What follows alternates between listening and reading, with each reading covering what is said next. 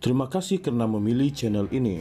Sebelum kita mulakan video ini, sila pertimbangkan untuk menekan butang like, share, dan subscribe, dan aktifkan butang lonceng Anda agar Anda sentiasa mendapat info-info percuma pada setiap hari dari channel kami. Dan tinggalkan komen Anda karena komen Anda amatlah dihargai. Terima kasih.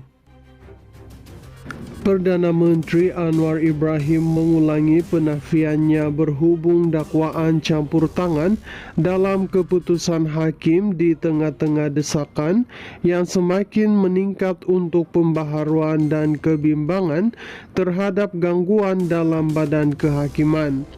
Dia menegaskan pentingnya untuk semua pihak menghormati proses pelantikan hakim seperti yang digariskan dalam perlembagaan persekutuan. Seperti mana saya sebut, saya lebih 2 tahun setengah tidak pernah campur urusan keputusan mahkamah. Itu yang saya ingat.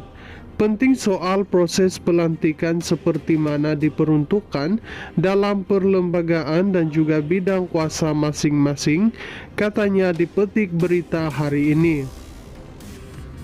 Perdana Menteri menambah bahawa sebarang perubahan dalam mekanisme pelantikan kehakiman perlu dimulakan melalui pindaan perlembagaan.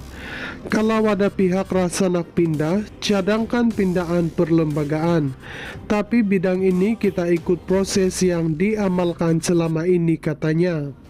Mengulas mengenai perarakan demi mempertahankan kebebasan kehakiman, anjuran Badan Peguam Malaysia yang dijadual berlangsung di Putrajaya pada 14 Julai ini, Anwar berkata, pendirian yang dizahirkan pihak berkuasa sebelum ini kekal tidak terjejas dengan acara itu. Itu keputusan dia, penganjur perhimpunan, tapi kita sudah jelaskan. Peguam Negara Muhammad Dusuki Mokhtar sudah jelaskan, Menteri di Jabatan Perdana Menteri Undang-Undang dan Reformasi Institusi Azalina Othman Said jelaskan, malah yang di Pertuan Agong pun sudah jelaskan. Jadi kita ikutlah proses dan peruntukan perlembagaan persekutuan yang ada, katanya. Perarakan 14 Julai ini akan bermula di Istana Kehakiman di Putrajaya dan berakhir di Pejabat Perdana Menteri PMO dengan penyerahan memorandum menggesa langkah segera untuk menjaga kehakiman. Badan Peguam telah menjelaskan bahawa perarakan itu bukan bertujuan untuk mempertahankan mana-mana hakim tertentu, tetapi untuk menonjolkan kebimbangan yang semakin meningkat terhadap integriti badan kehakiman. Dalam satu kenyataan semalam, Azalina berkata Putrajaya akan memulakan kajian penyelidikan perbandingan awal mengenai pembaharuan proses pelantikan kehakiman. Selepas persaraan bekas Ketua Hakim Negara Tengku Maimun Tuan Mat minggu lepas, beberapa ahli parlimen dan pengamal undang-undang terkemuka telah menimbulkan kebimbangan tentang kemungkinan skandal kehakiman dan campur tangan kerajaan dalam proses kehakiman. Pihak tertentu juga menggesa Anwar meletak jawatan sebagai Perdana Menteri dengan menegaskan bahawa penglibatannya dalam pertikaian sivil yang berterusan menafikan haknya untuk menasihati Yang di-Pertuan Agong mengenai pelantikan hakim.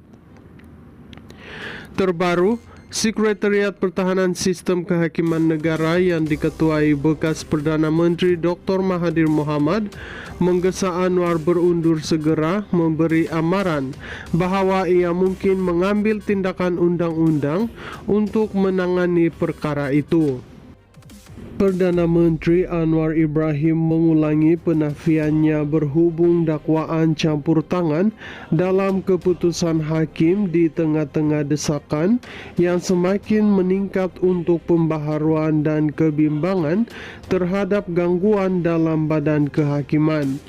Dia menegaskan pentingnya untuk semua pihak menghormati proses pelantikan hakim seperti yang digariskan dalam perlembagaan persekutuan.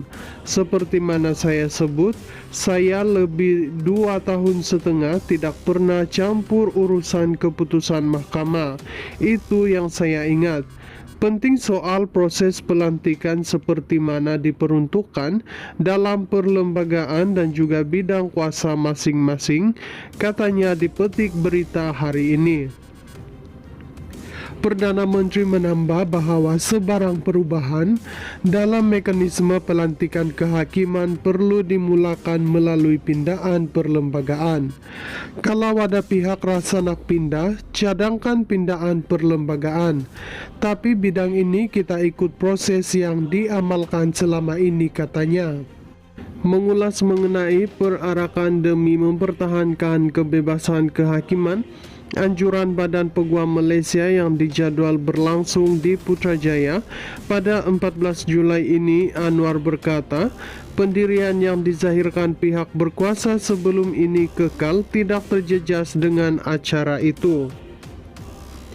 Itu keputusan dia, penganjur perhimpunan, tapi kita sudah jelaskan.